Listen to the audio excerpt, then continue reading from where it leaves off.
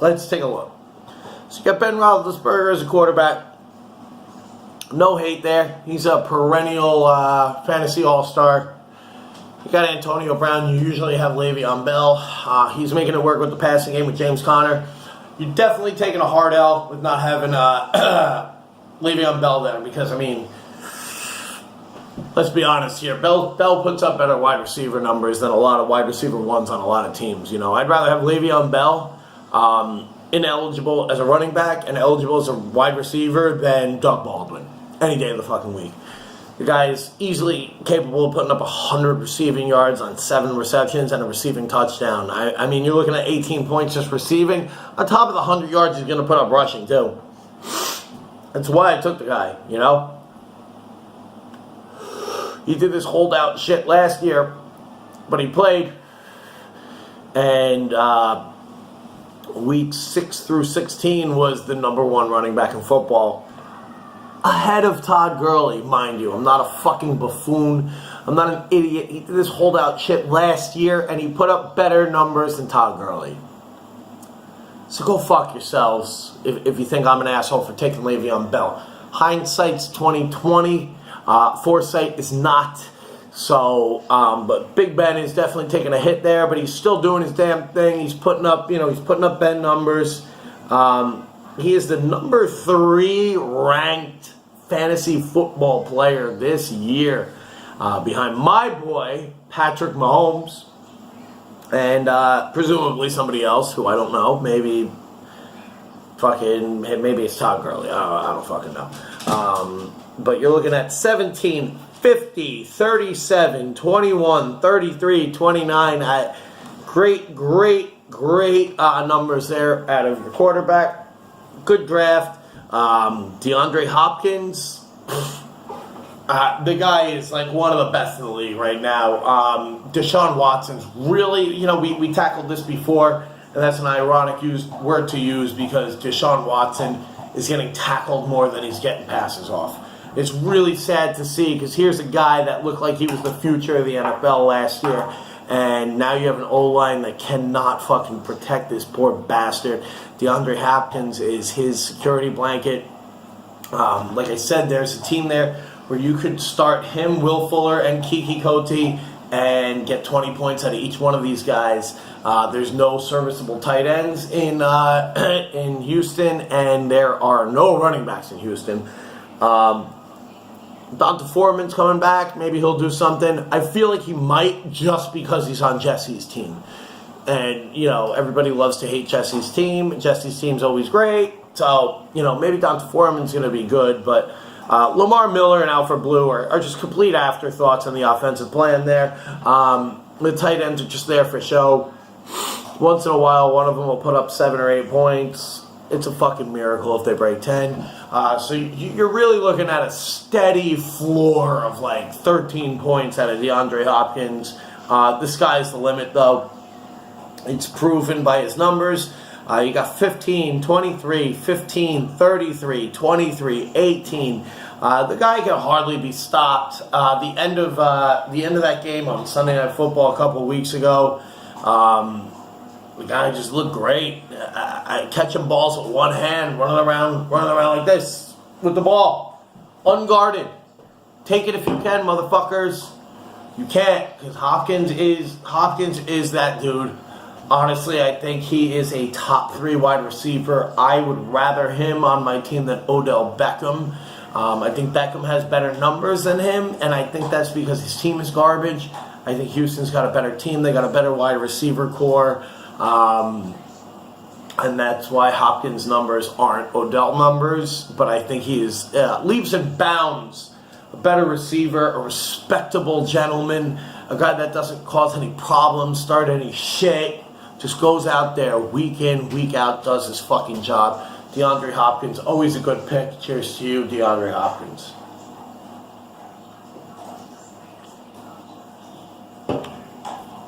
Then you got Mike Evans, who I hate. But it's a rare, I don't hate him because he's fucked me. I hate him because I hate him. Fucking Mike Evans. Do you know what yak is? And I'm not talking about the shit that I shove up my nose and that's what made it so fucking big. I'm talking about yards after completion. YAC. Y-A-C. YAC. Mike Evans has one of the lowest YAC YACs of all time. Under 2 yards. Do you understand what that means? He is the number 1 receiver on that team for half a decade now. He is a top 10 drafted wide receiver, inexplicably, every single year. 1 point something is his YAC. He is 6'3". That is, I'm sorry, I'm a little drunk right now. I'm not going to do the math. What is it, 3 feet to a yard? That means he is about 3 yards long himself. No, he's about 2+ yards long himself. Do you understand what that means? When your yard after completion average is less than 2 yards and your body is over 2 yards, that means that if he were to just fall forward, just catch the ball and ball, he would have a higher yard after completion than him trying to make moves. He's like a defensive tight end that catches balls. The guy's not fast. He's a decent route runner with great hands and a big body. You're not knocking this guy down before he catches the ball. And you're not knocking the ball out of his hand after he catches it. That being said, the guy trying to get away from the scene of the crime is like a Three Stooges fucking episode where they try to rob a bank and it's like...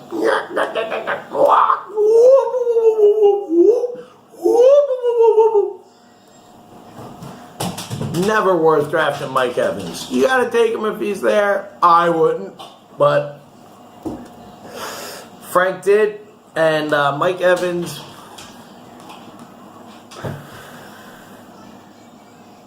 has strung together 3 good weeks to start.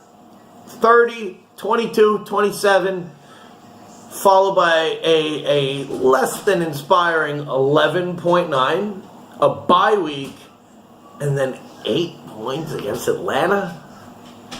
Atlanta's defense has more holes than my dad's underwear. And you put up 9 points, dude? Jameis Winston put up 40 points, and you put up 9. It's pretty foreboding towards your season, Franklin. I love you, brother, but, man, Mike Evans, bad pick.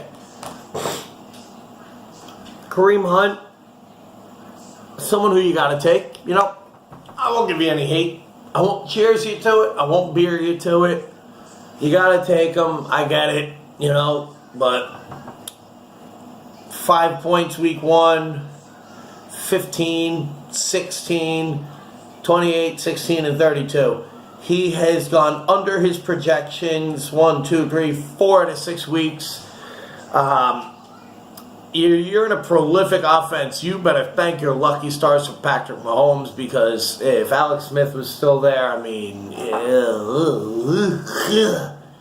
really dooming career for this guy. I mean, they'd have to use him a lot more, but he would definitely have gotten hurt. Last year is what I like to call a shit sandwich for him.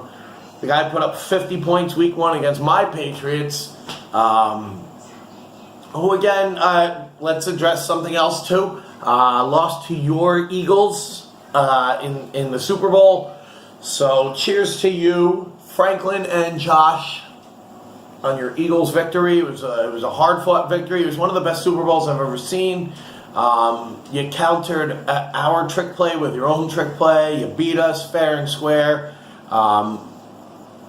Malcolm Butler playing defense might have stopped you from scoring a touchdown or 2, but hey, that's like saying shoulda, coulda, woulda. I shoulda, coulda, woulda started Patrick Mahomes week 1. I didn't. New England should have had Malcolm Butler playing defense, but alas, Philadelphia, you are champions. Fly, Eagles, fly to the land of victory. Congratulations to Franklin and Josh on that one.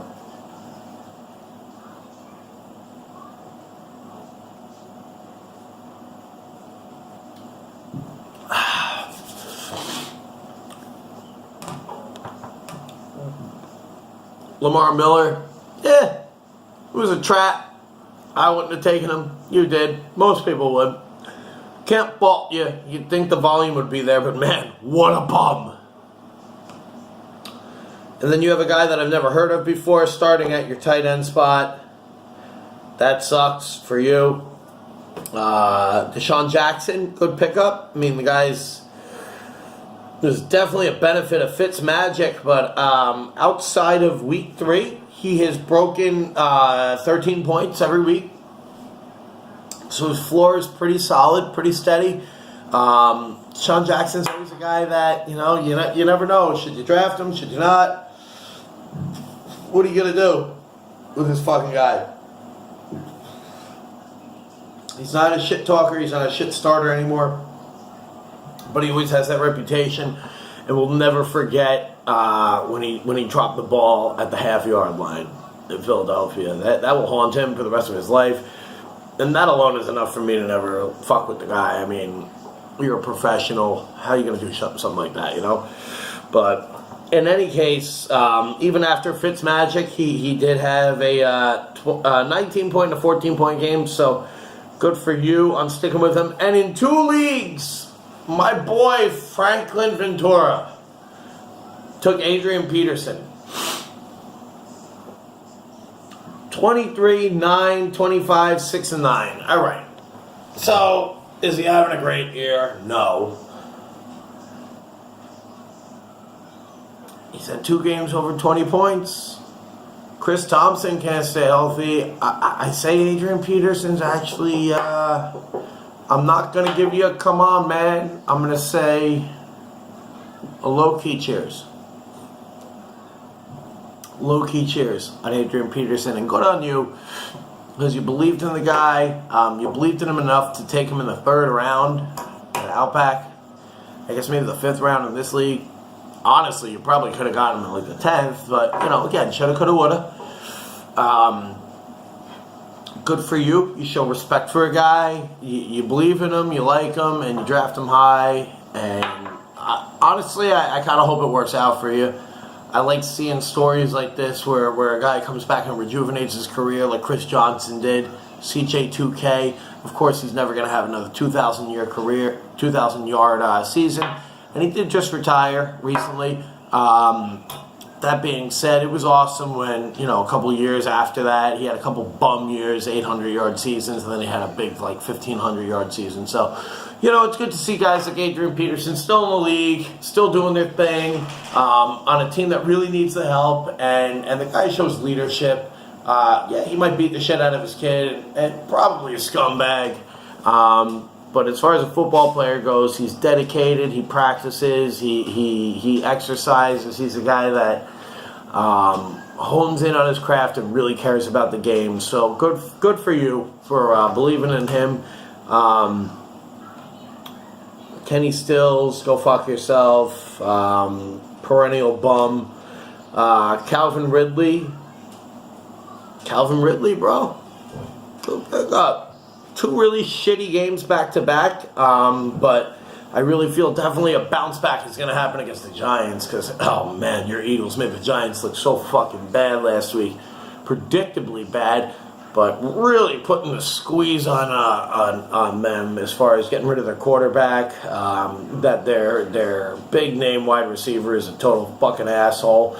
So Calvin Ridley, I say, probably puts up 2 touchdowns, maybe 90 to 105 all-purpose yards on 5 to 7 receptions. You're looking at about a 25-point game there. Maybe more, maybe less, but definitely not less than 20, no more than 30. Calvin Ridley, good pickup. Falcons needed a breath of fresh air on that team, especially because Julio can't score a touchdown, and you're at a running back cut by committee. Your tight end situation's a mess. You got Austin Hooper, who was touted very highly and just isn't that good. So Calvin Ridley, good pickup. Cheers to you, Calvin Ridley.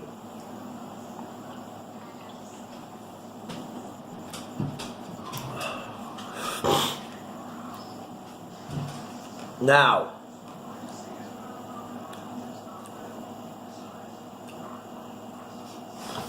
let's tackle Josh Turner's team now that we're on Eagles fans.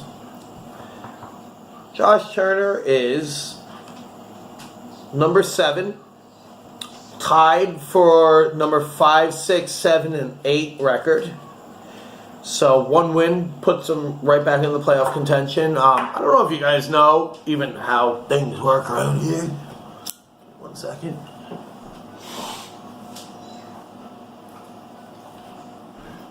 But in our league this year,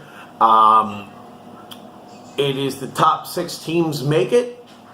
The top 2 teams get a first round bye. We do not do this fucking ESPN bullshit 2-week playoff games. Absolutely not. 1 second.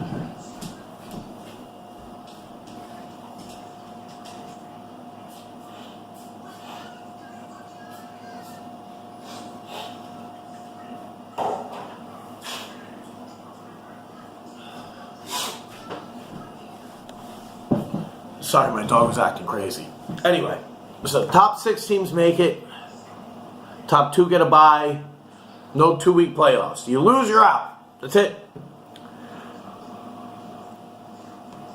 So now, on the topic of Eagles fans, we're going to Josh Turner, who is right there in playoff contention. Season's early. 1 win changes everything. For example, if I lost tonight, I'd be in 4th place.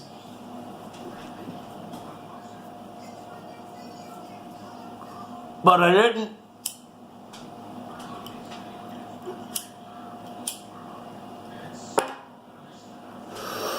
So I'm in first. Cheers to me for being first place. But now when it comes to real defending champions of the NFL, Philadelphia Eagles, Josh Turner, let's take a look at your team. You got Cam Newton starting, perennial fantasy football starter, putting up pretty solid numbers this year. You got 20, 40, 35, 24, and 30. Number 20 overall fantasy ranking. Good for you on Cam Newton. Someone's got to take him every year. He's not a guy that you draft like I really want to make a statement. I'm going to win with my quarterback. He's not a Brady. He's not a Rodgers. He's not a Russell Wilson. He's just a guy that you got to take. If he's there in the 9th or 10th round, just fucking take him. You know, the guy's going to give you 25 points every week. And sometimes, you know, at the fury of, you know, Christian McCaffrey and Greg Olsen owners and whatever wide receivers they have at this point, which I don't even know, like who is even the wide receiver in Carolina. This is a testament to how good this fucking guy really is. Fact of the matter is, I can barely even think of a wide receiver in Carolina. I can barely think of a time they were relevant outside of when they lost the Super Bowl to the New England Patriots. Cheers to the New England Patriots. But the guy puts up numbers.